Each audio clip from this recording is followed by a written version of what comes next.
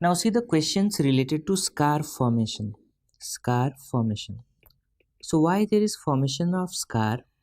So it is the maturation phase of wound healing which leads to formation of scar. So it is in which phase? In maturation phase. So maturation phase of wound healing leads to formation of scar. Clear? So there are two types of scar, normal scar. One is immature and one is mature. Now see these two images and tell me which one is immature and which one is mature. Now see this one. This is pink, hard, and you can see the level raised, and generally it's itchy. So this is pink, hard. Can you see the level? It is raised, and generally these kind of scars are itchy. Clear?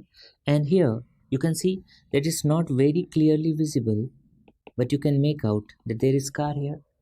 This scar, if you see, it's paler, softer, and it's flat. And generally in such kind of scar there is very lesser itching or there is no itching, so itching diminishes. So this is paler, it's flat, it is soft, and here itching diminishes. Clear? So you tell me which one is immature scar and which one is mature scar. So you can see the first one is immature. So these are the types of normal scar. This is immature scar and this is mature scar. Okay. So what happens in mature scar? There is maturation of collagen and the collagen becomes denser. Simultaneously what happens? There is decreased number of fibroblast and the vascular tissues. So blood vessels are going to decrease, fibroblasts are going to decrease in number, especially in the mature scar, and that's why it appears paler. It is flat, it is soft, and there is lesser itching. Now comes the question that what are the types of abnormal scar? And the types of abnormal scars include atrophic scar, hypertrophic scar. So there is hypertrophy or excessive scar tissue, and keloid. In both hypertrophic scar and keloid, there is excessive scar tissue.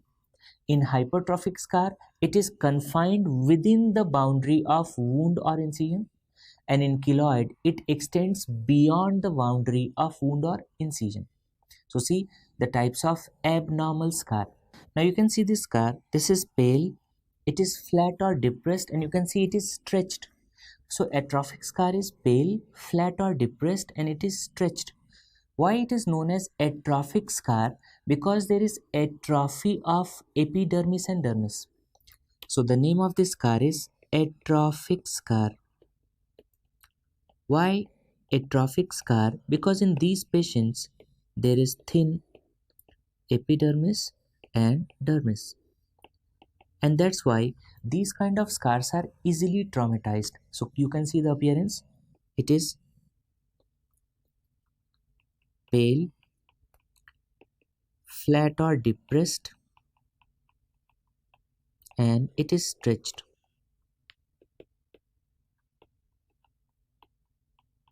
Clear? So generally on which sides it is seen? Most commonly it is seen on back. So it is seen on back. You have seen certain patients who are having nodulocystic acne. After healing of that nodulocystic acne, can you see? You have noticed this kind of atrophic scar. So this is atrophic scar. What is the problem? Some surgeons or some cosmetic surgeons, what mistake they do?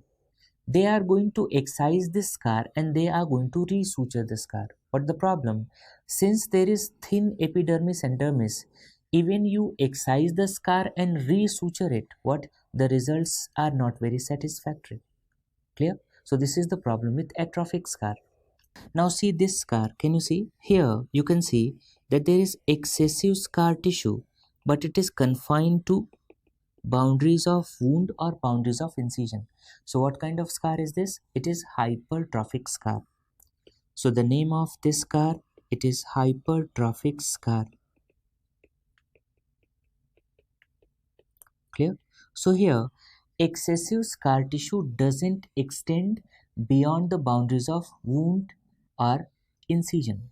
So here there is excessive scar tissue, excessive scar, and it doesn't extend beyond the incision or wound. Clear? Now, what is the problem? Why in certain patients you are going to see that there is hypertrophic scar? In these patients in wound healing, there is prolonged inflammatory phase. So one reason is there is prolonged inflammatory phase. And second, there is unfavorable scar siting. It means suppose you are giving incision against the tension lines or perpendicular to the tension lines. So what is the reason? It results from first prolonged inflammatory phase,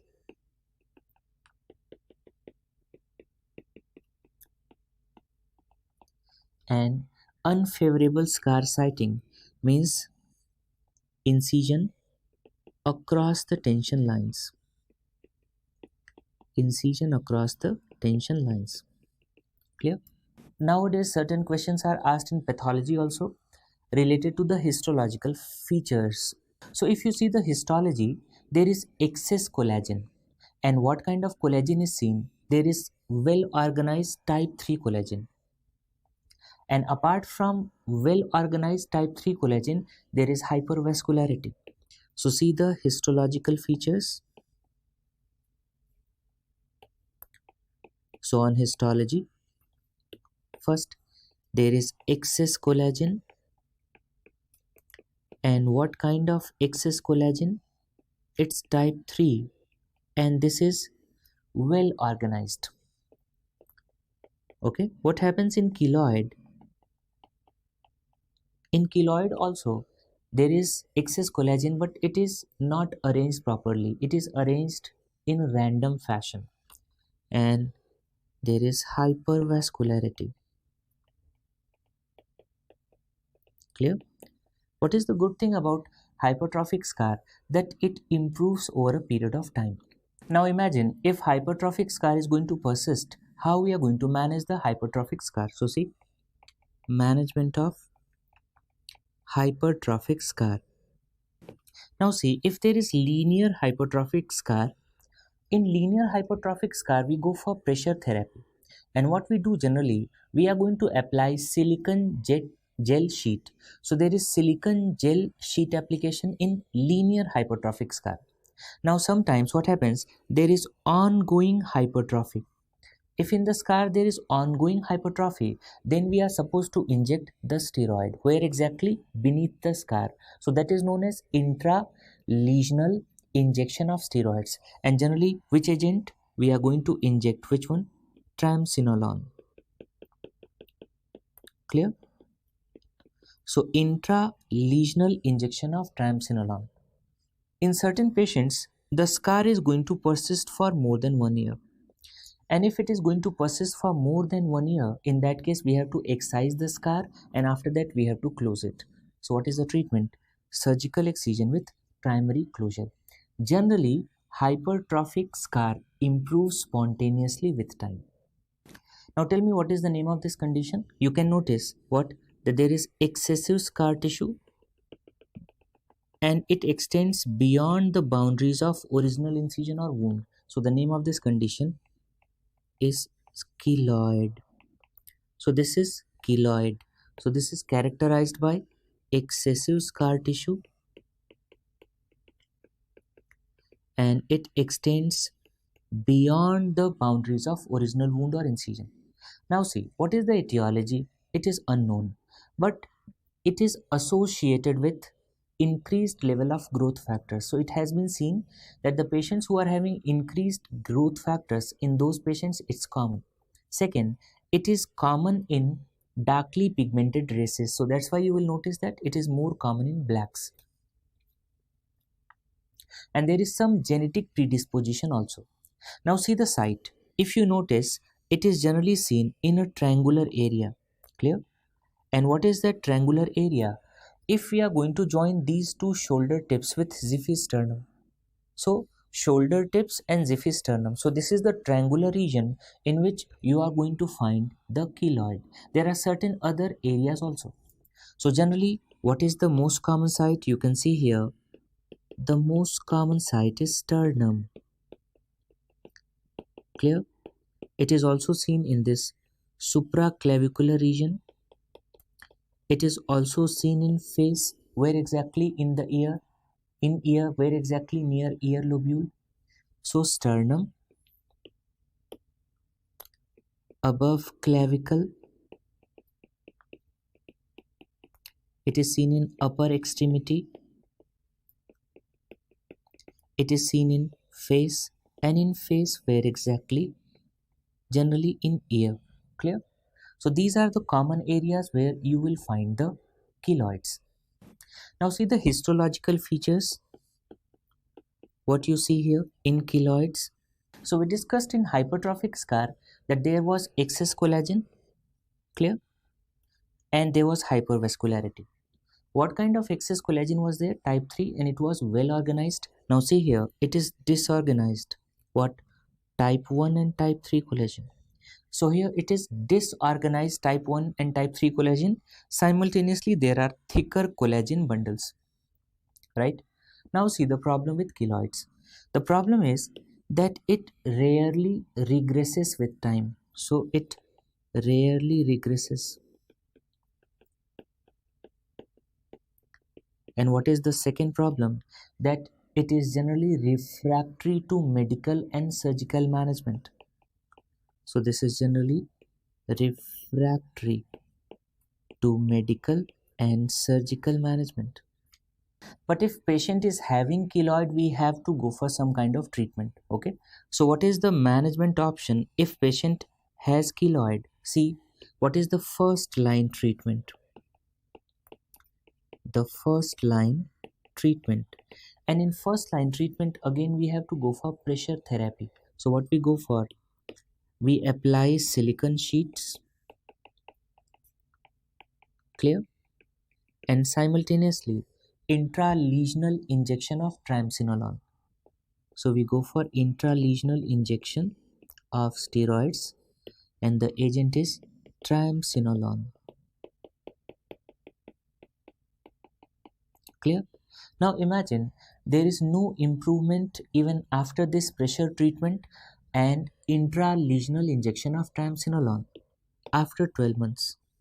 Even if there is no improvement after 12 months, this is known as refractory keloid. So if there is no improvement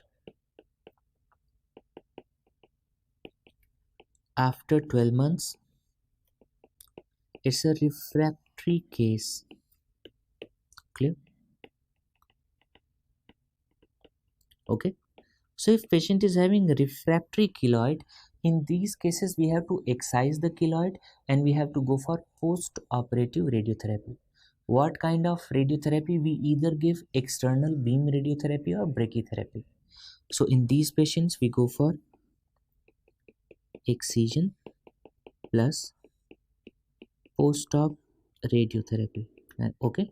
And what are the options? We go for external beam radiotherapy or we go for brachytherapy. So these are the treatment options for keloid.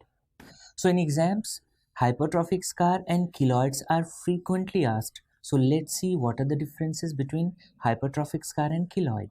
So see, hypertrophic scar is not familial, but this keloid can be familial. And hypertrophic scar is not race related, but we discussed that keloid is more common in darkly pigmented races, so it is more common in blacks as compared to white.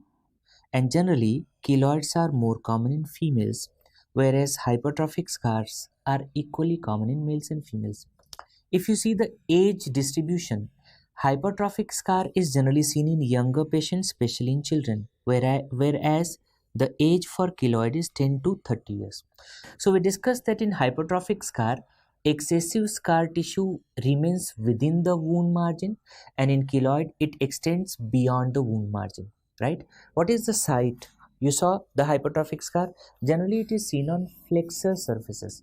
And we discussed what is the site of keloid. It is seen in this triangular region bounded by shoulder tip and xiphisternum, and overall most common site is sternum. Other sites are, it is seen in supraclavicular region, seen in face, especially the ear lobule. Now etiology.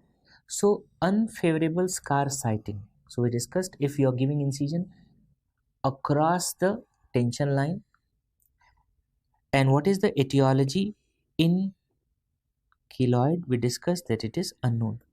Generally the hypertrophic scar, you have to remember this, hypertrophic scar develops within 4 weeks of incision or surgery, and keloid develops 3 months to 1 year, after 3 months to 1 year.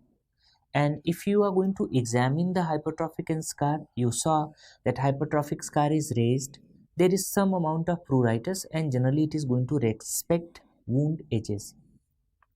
In cases of keloid, there is pain and there is itching, pruritus, and it grows beyond wound boundaries or margins.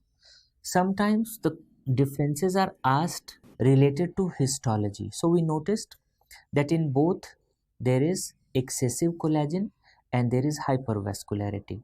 We discussed that in hypertrophic scar there is well organized type 3 collagen, whereas in keloid there is type 1 and type 3 collagen, and it is not well organized and it is not properly oriented.